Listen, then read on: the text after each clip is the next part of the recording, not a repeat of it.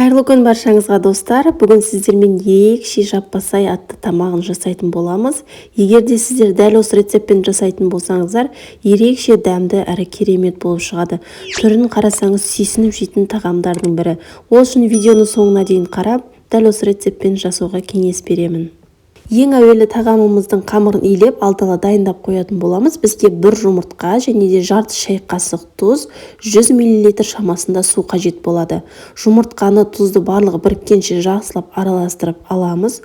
Оның үстінен унилегішпен өткізіп, ең әуелі шанышқымен араластырып аламыз. Содан соң қолымыздың көмегімен қаттылау етіп қамыр илейміз. Еттің қамыры сияқты кішкене қаттылау болған дұрыс. Қамырымызды илеп 5 минуттан соң тағы да қайтарсаңыздар, иу қанған қамыр өте әдемі болып шығады. Енді бұл қамырымыз кішкене демалғанша біз начинкасын дайындайтын боламыз. Ол үшін ұсақтап туралған етімізді салып майымызға кішкене қызартып қуырып алатын боламыз. Қызарған еттің үстінен ұсақтап туралған пиязымызды саламыз. Тағы да 2-3 минут көлемінде араластырып қуырып алатын боламыз. Содан соң тәтті бұрыш сәбізімізді де ұсақтап барлығын кубиктап, яғни 4 бұрышты формасында біркелкі етіп турап алсаңыздар, начинкаларыңыз өте әдемі көрінетін болады. Картопты да кубиктап турап, картопты 2-3 минут кішкене қызарғанша жақсылап қуырып алыңыздар. Және де үстінен мен жарты ас қасықтай паприка салдым, және де жарты ас қасық қызанақ пастасын салып, қып-қызыл етіп қуырып алыңыздар. Қып-қызыл етіп қуырып болған соң дәміне қарай тұзымызды саламыз. Және де картоптың бетін жауып тұратындай су құятын боламыз. Суды тым көп құюдың қажеті жоқ. Картоппен бірдей болып тұрса болғаны. Және де қақпағын жауып жартылай пісіріп аламыз. Оған дейін біз қамырымызды жайып алатын боламыз. Иу қанған қамырды 2-3 рет қайтарып алдым. Және де тура еттің қамыры сияқты жаятын боламыз. Бұл қамыр кішкене жұқалау болады. Сол себепті барынша жұқа етіп жаюға тырысыңыздар.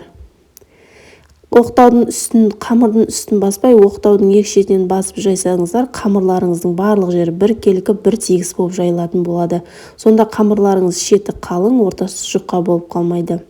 Дәл осылай өте жұқа етіп жағып болған соң, үстінен сұйық майымызды толығымен барлық жеріне тигізіп, біркелкі етіп, қарапайым сұйық майды жағып шығатын боламыз. Видеода көрсетілгендей қамырды қарасаңыздар, арғы бетіндегі суреті көрініп тұр, өте жұқа әдемі болып жайылды. Толығымен сұйық майымызды жағып болған соң, пышақтың көмегімен теңдей 4 бұрышты етіп кесіп аламыз. Бірін ең әуелі жолақ тәріздес етіп, содан соң үстінен дәл осылай 4 бұрышты етіп кесіп алыңыздар. Мен сіздерге көрсете кетейін, қамыр осындай өте жұқа, әрі өте әдемі болып шығатынды көріп тұрғандарыңыздай. Енді жартылай піскен начинкамызды жақсылап қарап бір араластырып жібердім. Және де осы начинканың үстінен отымызды өте баяу етіп қойып алыңыздар. Қамырымызды кішкене қолымызбен тағы да созып жіберіңіздер жұқалау етіп. Барлық шетіне толығымен бірін үстін қойып шығамыз. Сұйық май жағылған бетін астына қаратып, дәл осылай барлығын орналастырып шығамыз. Егер сіздерде қамырларыңыз кішкене қалыңдау болып жатса, осылай қолдарыңызбен созып қойып шықсаңыздар болады. Қақпағын жауып, өте баяу отта жарты сағатта пісетін болады. Осымен біздің тағамымыз дайын. Осы қамырды алып, жұп-жұқа өте әдемі болып шыққан. Дәл осылай орап, тәрелкенің шетіне жайғастырып шығамыз. Өте ерекше әрі дәмді тағамдардың бірі. Сіздерге де, сіздің отбасыңызға да ұнайтыны сөзсіз. Міндетті түрде жасап көруге кеңес беремін достар. Егер де каналға тіркелмеген болсаңыздар, тіркеліп қоюды ұмытпаңыз. Бізден салмасы да ешқандай езілмей өте әдемі болып піскен. Ортасына салмасын саламыз.